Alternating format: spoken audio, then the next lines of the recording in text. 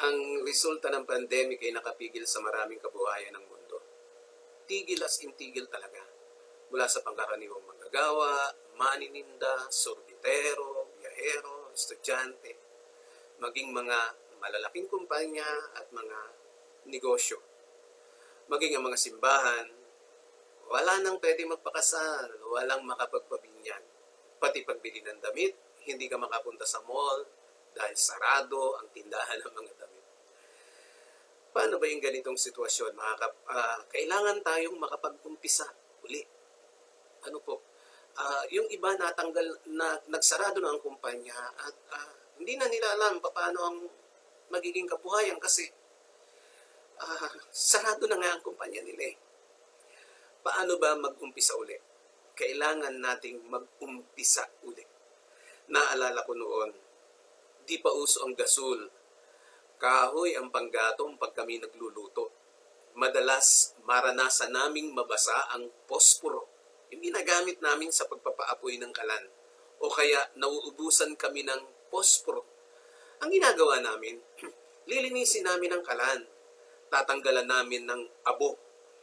Minsan nakakakuha kami ng maliliit na baga mula sa mga uling na natira sa pagluluto noong gabi. At para mapaapoy namin muli, ihipa namin ito ng banayad. Yung baga, ihipa namin ng banayad. Lalagyan namin ng konting papel at lalagyan namin ng tuyong kahoy. Aapoy ito, tuloy-tuloy. Muli itong mag-aapoy at makapagluluto kami ng anumang gusto namin iluto. Hanggat ang Diyos ay nasa puso mo, may apoy pa yan sa puso mo. May apoy pa yan. May baga pa. Ang nalalabis sa iyong puso, kahit mahinang apoy, maaari tayong mag-umpisa uli. Mangarap uli. Mag-umpisa uling manalangin. Mag-umpisa muling ihanda ang sarili sa bagong opportunity. Mag-umpisa uling mag-expect ng mga bagong magagandang bagay na gagawin ng Diyos sa iyo.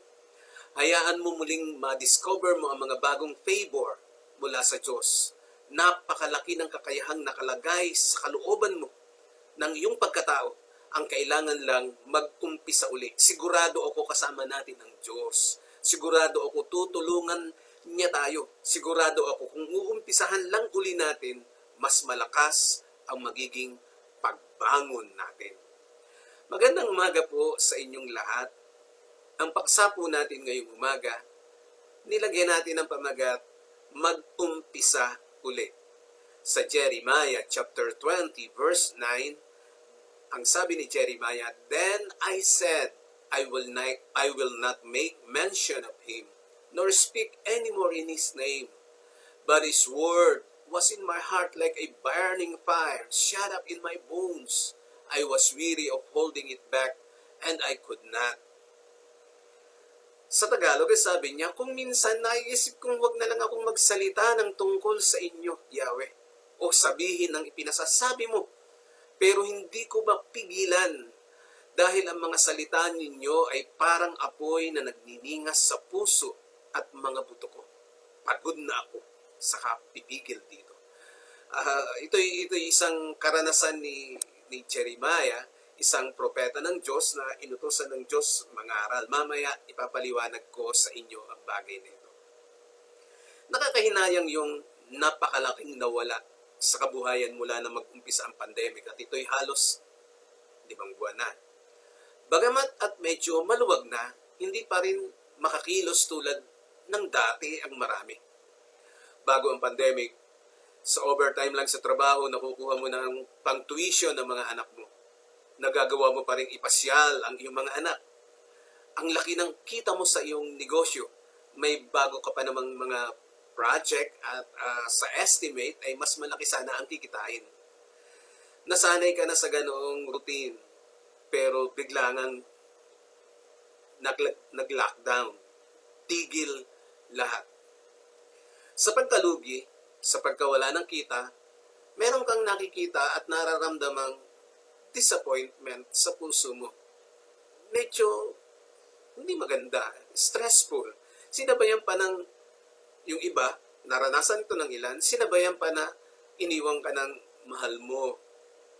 Tinalikuran ka ng mga kaibigan mo. Lahat ng yan ay parang abo na nakaharang sa iyong harapan. abong nakatambak. Pag hinawi mo ang lahat ng yan, makikita mo may baga pa. May apoy pa na kung hihipan mo, ay makapag-uumpisa ka uli ng higit na mas malaking apoy ng kabuhayan. Relasyon, kagalingan, at lakas na magdadala sa bagong chapter ng iyong buhay. Higit na mas maganda, mas maunlad, mas malakas. Kailangan lang mag-umpisa uli. Hipan ng apoy, palakihin ng apoy, at ito'y kusa ng magtutuloy-tuloy. Umpisahan mo sa pananalangin. Ilatag mo sa Diyos ang mga plano mo. Basahin mo ang kanyang mga pangako na nakasulat sa Bible. Huminga ka ng malalim. Lakasan ng loob. Kapag nakapag-umpisa ka na, may maitutuloy ka na. Maaaring maliit ang tsansa. Lahat naman ganun eh. At yung tsansa, pagka tiningnan mo at hinanapan mo ng negative, may makikita ka naman talaga.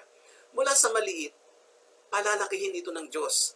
Gamitin mo yung mga abilities, talent, and skills na inilagay ng Diyos sa iyo. Nasa loob mo ito. Nasa spirit mo. Nag-uudyok kahit gaano kalaki ang disappointment, meron pa. May apoy pa. Kayang-kaya pa. Ang gusto ng kaaway, patayin ang apoy sa loob mo. Gusto niya mailagay ka sa kahiya-hiya at katawa-tawang kalagayan. Ang problema, di niya kayang alisin ang apoy sa loob natin. Mananatiling ikaw ang taong nilikhang kawangis ng Diyos. Ang wangis ng Diyos na nasa loob mo ay ang katangiang di marunong sumuko. Hindi kailanman isinuko ng Diyos ang pagmamahal niya sa tao. Kahit pawi na lang halaga ng tao ang Diyos, di siya tumigil sa paghahangad na mailigtas ito.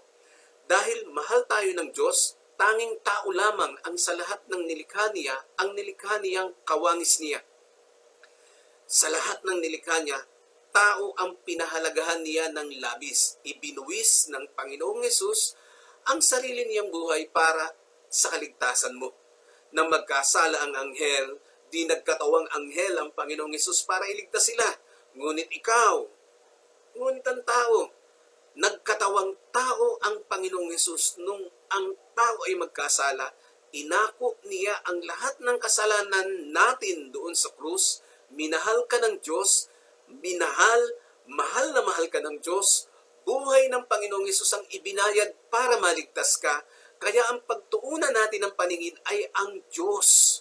Kung ang Panginoong Hesukristo ay nagawa ng Diyos ibigay sa atin para tayo ay maligtas, ano pa kaya ang hindi kayang ibigay ng Diyos? Pandemic lang yan, virus lang yan.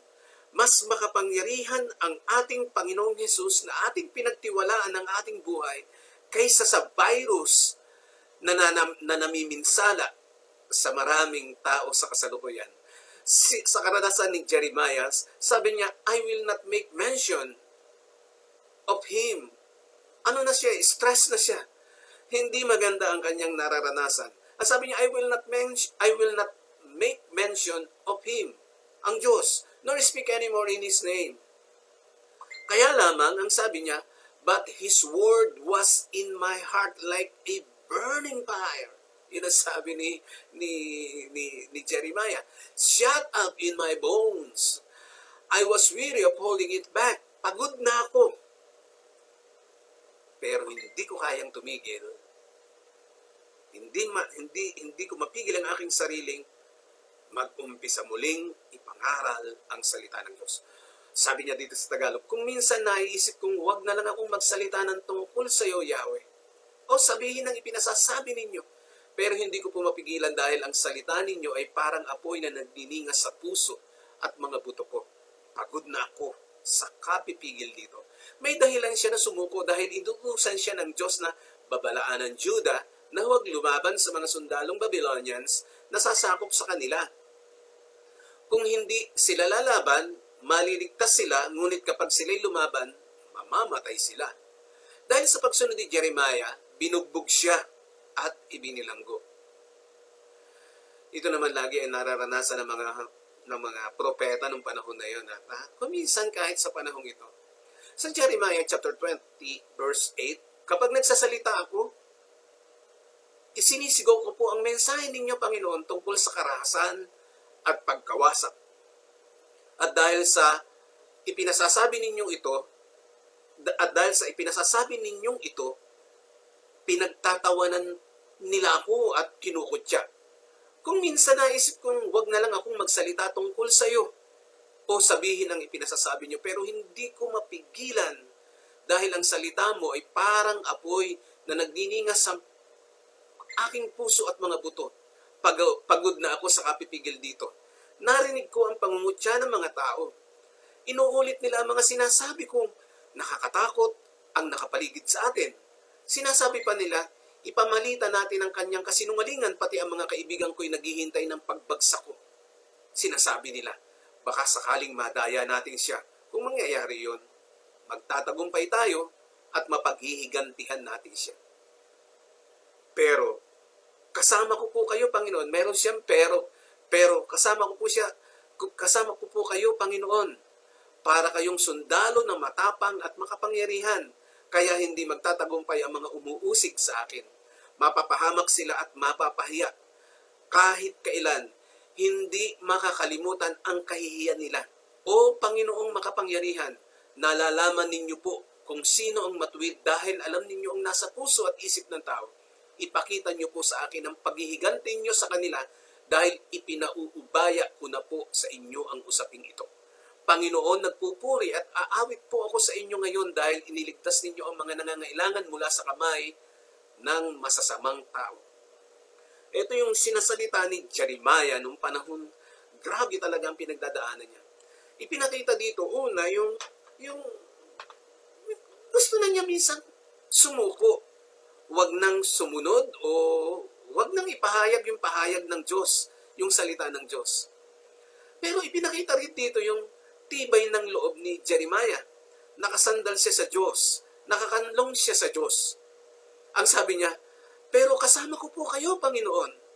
Makikita natin dito na ang lakas na pinagkukunan, ang lakas ng loob na pinagkukunan ni Jeremiah ay walang iba kundi ang Diyos. Kasama ko po kayo, Panginoon. Makikita mo ang uri ng tiwala na mayroon siya sa Diyos. Yung bang papaano niya tinitingala ang Diyos at hinahangaan sa kakayanan nito. Ang sabi ni Jeremiah, para kayong sundalo na matapang at makapangyarihan, kaya hindi magtatagumpay ang mga umuusig sa akin. Mapapahamak sila at mapapahiya, at kahit kailan, hindi makakalimutan ang kahihiyan nila. Lahat ng mga taong nagkaisa, tandaan po ninyo ito, lahat ng taong nagkaisa sa paggawa ng pandemic na ito, ay mananagot sa Diyos. Kung hindi sila magsisisi ng kanilang kasalanan, mananagot sila sa Diyos. Buhay ang Diyos. Nakikita niya ang pagdurusa ng nararanasan mo. Tutulungan tayo ng Diyos. Kung tingnan ni Jeremiah ang Diyos, para kayong sundalong matapang at makapangyarihan. Kaya hindi magtatagumpay ang mga umuusig sa akin. Hindi magtatagumpay sa buhay mo ang virus na yan. Ang mata ng Diyos ay nakatunghay sa lupa. Nakahanda na ang tulong na ibibigay niya sa iyo. Lakasan mo ang iyong loob. Huwag kang matakot. Mag-umpisa uli. May apoy pa sa puso ni Jeremiah. Di niya mapigil ang kanyang sarili. Kasi tumindig uli, bumangon uli. Paglabas niya ng bilangguan, itinuloy pa rin niya ang pagbibigay ng babala. Yung apoy na yun ay nasa iyong loob. Nasa iyong loob. Di patapos ang Diyos sa iyo. Maraming pang magagandang bagay ang gagawin ng Diyos. At kasama ka sa mga plano ng Diyos. Tumindig ka lang. Tingnan mo at ipunin mo ang mga natitira pa sa iyo. Umpisahan mong ibangon ang kabuhayan. Umpisahan mong labanan uli ang mga karamdaman. Gagaling ka. Umpisahan mo uling ipanalangin ang mga anak mo, ang pamilya mo. Kung ang mga kasalanan ang hadlang, talikuran mo ito. Ang daling talikuran yan. Mag-umpisang panghawakan ang mga pangako ng Diyos. O habang kumikilos ka, banggitin mo ng malakas, ng buong tiwala, ang nakasulat sa awit 91. I-try mo lang. Mapapansin mo ito, nakakapagpalakas ito ng loob. At makikita mo dito ang kamay ng Diyos. Ang sabi sa awit 91, sa verse 1, siyang naghahangad ng pagkukup ng kataas-taasan at nananatili sa pagkalinga ng makapangyarihan ay makapagsasabi kay Yahweh, muugkat kanlungan, ikaw ang aking Diyos, ang Diyos na tangi kong pinagtitiwalaan. Sa panganib at bitag, ako'y kanyang ililigtas, at kahit anumang matinding salot, di ako magdaranas. Lulukuban niya ako sa lilim ng kanyang malapad na pakpak, at sa kalinga niya ay palagi akong nakatitiyak. Iingatan niya at ipagsasanggalang pagkat siya'y matapat. Pagsapit ng gabi, di ako matatakot sa anumang bagay, maging sa gagawing biglaang paglusob ng mga kaaway. Sa ano pa mang darating na salot, pagkagat ng dilim, sa pagpuksay wala akong takot, sa araw man dumating. Kahit na mabuhal sa aking harapan ng 1,000 tao, sa aking paligid ang bilang ng patay maging 10,000, di ako matatakot at tiyak akong hindi maaano. Ika'y magmamasid at sa panunood mapapatunayang iyong makikita, taong masasamay, paparusahan niya. Sapagkat si Yahweh ang iyong ginawang tagapagsanggalang at ang pinili mong mag-ingat sa iyo'y kataas-taasan, di mo aabuting ikaw ay mapahamak, di mararanasan kahit anong uri ng mga pahirap sa iyong tahanan. Sa kanyang mga anghel, ika'y itatagubilin, saan mang dako maparoon tiyak kang iingatan. Sa kanilang mga kamay, ika'y aalalayan, nang sa mga bato paamoy hindi masaktan. Iyong tatapakan kahit mga ahas o liyong mabagsik, di ka maaano sa mga serpiente at liyong mababangis. Ang sabi ng Diyos, ililigtas ko ang tapat sa akin. Ang sabi ng Diyos, ililigtas ko ang mga tapat sa akin at iingatan ko ang sinumang taong ako'y kikilalanin. Kapag sila'y tumawag, laging handang ako na sila'y pakinggan. Aking sasamahan at kung may problema, ay sasaklolohan. Aking ililigtas at ang bawat isa ay pararangalan. Sila'y bibigyan ko't gagantimpalaan na mahabang buhay at nakatitiyak. Tatamuhin nila aking kaligtasan. Makikita mo dito yung pangako ng Diyos sa iyo. At yung pangakong iyon, ang nangako sa iyo ay ang Diyos. Ang Diyos. Ang may likha ng langit at ng lupa. Walang makapipigil sa Diyos. Walang sino mang makadadaig sa Diyos. Walang makapipigil sa Diyos. Lahat ng inumpisahan niya sa iyo, maliit o malaki, tatapusin niya yan. Hindi siya tao. Siya ay Diyos. Ngayon, dapat mong gawin ang bahagi mo. Hindi sapat na magawa lang ang isang bagay. Gagawa ka rin lang, galingan mo na. Gagawa ka rin lang, agapan mo na. Huwag tipirin ang pagkilos para sa Diyos. Ang apoy ay hindi maglalagablab kung hindi mo ito dadagdagan ng tuyong gatong. Kapag ang inilagay mo sa apoy na nag-uumpisa pa lamang ay basang kahoy, mamamatay ito.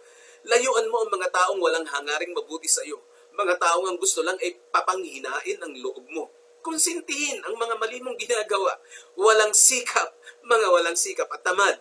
Piliin mo ang mga taong ang hangarin ay maparangalan ng Diyos, nakakaintindi at magdadala sa iyo doon sa pinakamagandang plano ng Diyos sa buhay mo.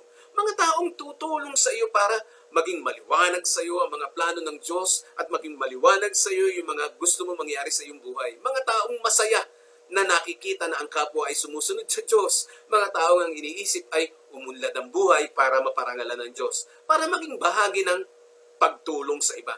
Layuan mo ang mga mahihilig magbalita ng kasiraan ng iba, puno ng sama ng loob at tamad, batugan.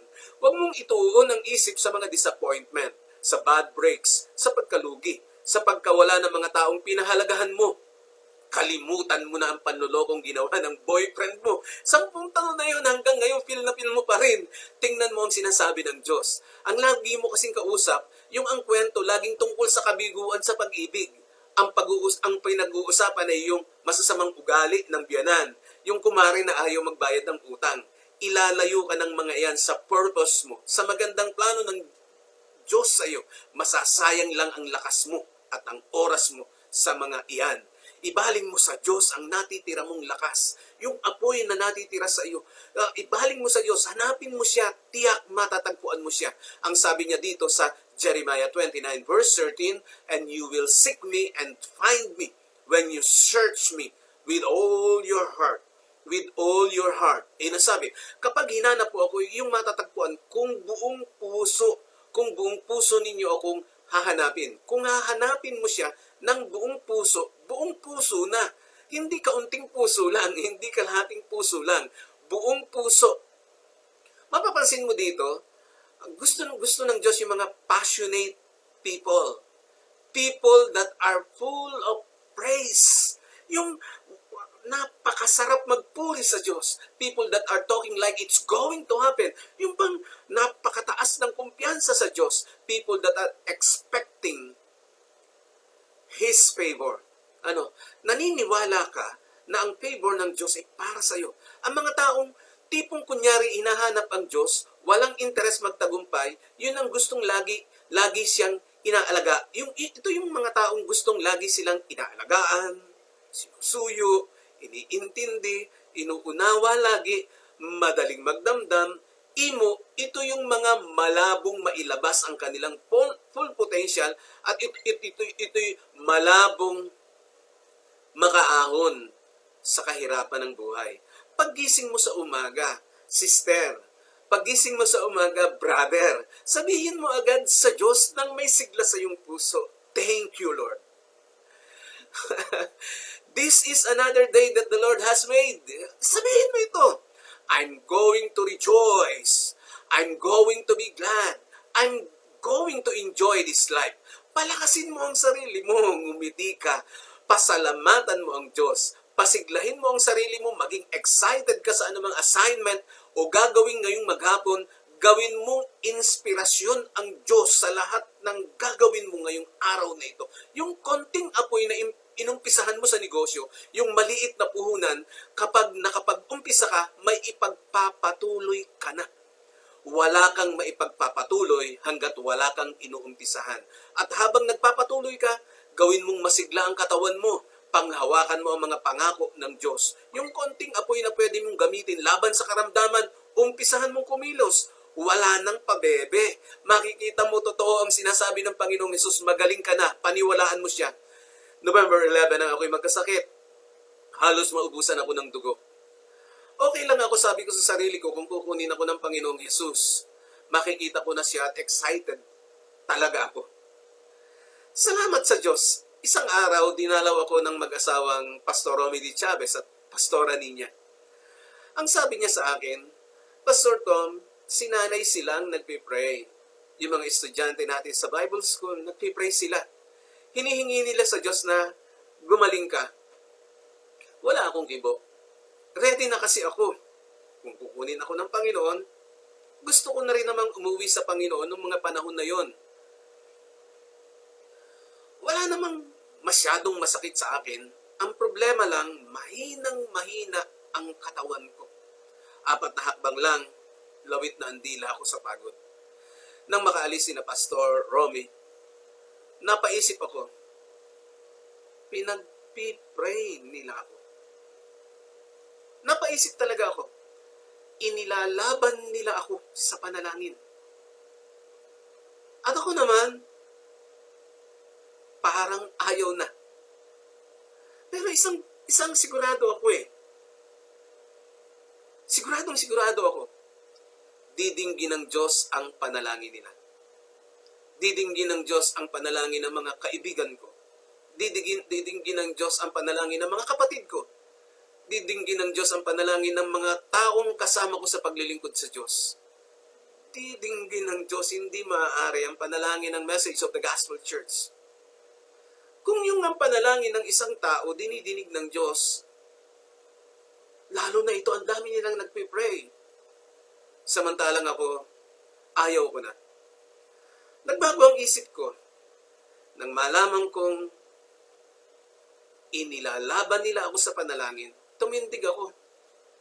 Kahit nanginginig ang mga hita at tuhod ko, itinaas ko ang mga kamay ko at nagpray ako. Pinanghawakan ko ang mga pangako ng Diyos. Binigkas ko ito ng malakas. Sinasalita ko ng katulad nito. Ang nasa isip ko, gusto kong marinig ng Diyos na pinanghahawakan ko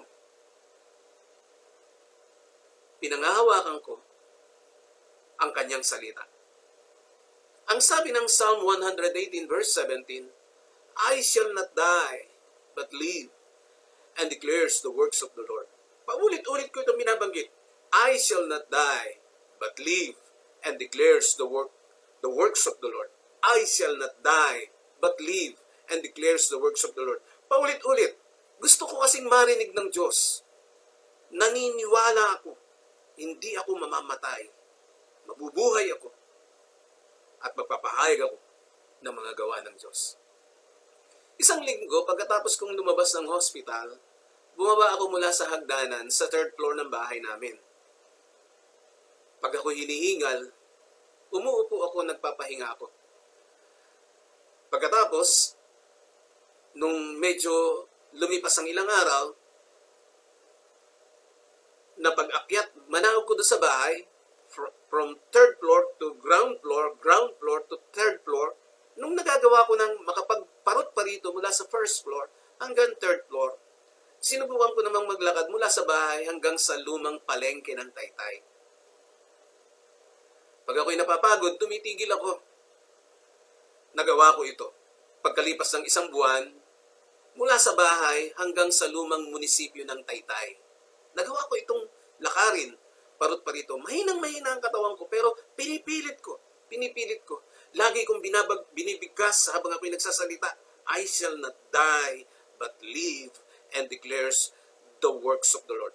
3 buwan mula sa bahay hanggang National Panasonic, doon sa may tropical hut sa highway ng Taytay. Nakalakad ako papunta ron. Balik ako sa bahay. Pag ako'y hinihingal, tumitigil ako. 3 buwan mula naman sa bahay hanggang SM City Taytay. Lumakas ako ng lumakas. Lagi kong binabanggit, I shall not die, but live, and declares the works of the Lord. Lumalakas ang katawan ko. Lumalakas ang mga muscle ko, ang mga binti ko, ang mga hita ko. Lumalakas ako hanggang magawa ko ng maglakad mula Baytown Homes hanggang Taytay. Tuloy-tuloy, lagi kong binabanggit, I shall not die, but live, and declares the works of the Lord. Hanggang ngayong oras na ito, nababanggit ko pa rin yan. 2011 to 2020, halos 9 na taon na ang nakakalipas, pinagaling ako ng Diyos. Yung inumpisahan ng Diyos sa akin, ipinagpapatuloy niya at ipinagpapatuloy naming dalawa ng Panginoon.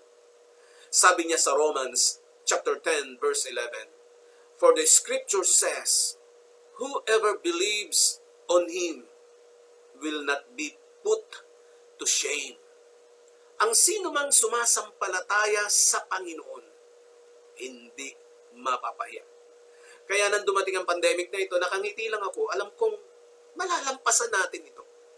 Ito'y panibagong challenge. Halos hindi makapagtipon ang maraming simbahan. Yung mga nangungupahan, nagkaproblema na sa pangrenta ng building. Tuloy lang ako sa tungkulin ko. Nagtry ako na mag-post sa Facebook ng salubin ko tungkol sa nangyayari sa pandemic na ito. Hanggang maisipan kong subuking mag-FB Live. Ang nasa isip ko, para tuloy-tuloy kong mapaglingkuran ng mga kapatid sa Panginoon dahil hindi nga sila makapunta ng church. At ang nakakatuwa, unti-unti dumadami ang viewers natin sa FB. Nakatawid na rin sa ibang mga lugar, napapanood at napapakinggan na rin ng mga kapatid, kaibigan, kamag-anak na nasa ibang bansa. Ang pandemic ay maaaring magamit sa positibong paraan. Mas malawak, mas lumaki at tila mas lumakas ang paraan ng pagpapalaganap ng salita ng Diyos ngayon ng maraming mga ngaral. Mahalaga ang may inuumpisahan. Pag kasi meron kang inumpisahan, meron kang maipagpapatuloy. Umpisahan mo nang ipag-pray ang bago mong negosyo. Umpisahan mo na uling mag-pray ng bagong bahay. Umpisahan mo na uling mag-pray ng bagong sasakyan. Umpisahan mo na uling mag-pray ng maraming taong mahihikayat mong makapagbagong buhay. Kapag nag-umpisa ka, may ipagpapatuloy ka. Ipagpapatuloy mo ang karamdamang tuloy-tuloy hanggang gumaling ka. Ipagpatuloy mong ipanalangin ang iyong karamdaman hanggang tuloy-tuloy kang gumaling. Ang susunod na kwento ay ang pagpapatuloy ng magagandang kwento tungkol sa Diyos na nangyayari sa buhay mo. Naniniwala ako. pinagpala ka ng Diyos. Naniniwala ako. Patuloy kang pagagalingin ng Diyos. Naniniwala ako. Mahal na mahal ka ng Diyos. Naniniwala ako. Hindi tayo pinababayaan ng Diyos. Naniniwala ako. Walang sawa ang Diyos sa pagbibigay ng lahat ng makabubuti sa iyo. Naniniwala ako. Pinagaling ka na ng Diyos. Kung naniniwala ka, tanggapin mo ang lahat ng ito. Ito'y sa iyo. Receive it. Tanggapin mo ito. Receive it. In Jesus' name. Amen. Amen. And amen. Kung naniniwala kang natanggap mo ang mga pagpapalang ito, inaanyayahan kitang tanggapin mo ang Panginoon sa iyong puso bilang Panginoon na tagapagligtas. Iyong mo ang iyong ulo, sabihin mo'y, Panginoong Yesus, salamat sa pagmamahal mo sa akin. Tinatanggap kita sa aking puso. Mula ngayon, ikaw ang kikilalanin kong Panginoon at tagapagligtas. Inaanyayahan kitang maghari sa aking buhay. Ipinapangako ko, tatalikuran ko ang lahat ng aking kasalanan. Susunod ako sa iyo.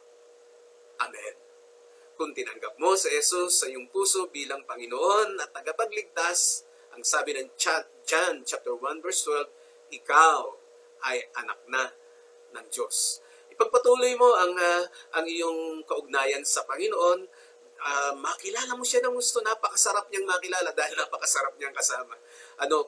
Kung mayroong malapit na church, na mga Christian church sa paligid mo, makipag-fellowship ka sa kanila para makilala mo yung mga kapatid mo sa Panginoon.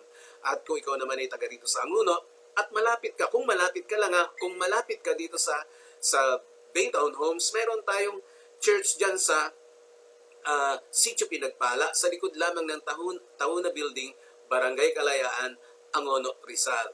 At kung ikaw naman ay taga-Taytay, meron tayo sa number 72, Rosario Street, Barangay San Juan, Taytay, Rizal. Lahat po ng gawain yan ay alas 9 ng umaga nag-uumpisa. Excited ako na makasama kayo at makilala. Kung kayo po ay pinagpala ng Diyos, maglagay po kayo ng comment dyan sa ating comment section. Kung kayo po ay pinagaling ng Panginoon, na bless kayo, mag-comment po kayo dyan para dagdag inspirasyon po sa amin sa paglilingkod namin na ito sa Panginoong Jesus. At patuloy po naming hinihikayat ang lahat. Lakasan po ang loob. May awa ang Diyos. Pinagpala tayong lahat ng Panginoon. Sa Diyos ang lahat ng papuri.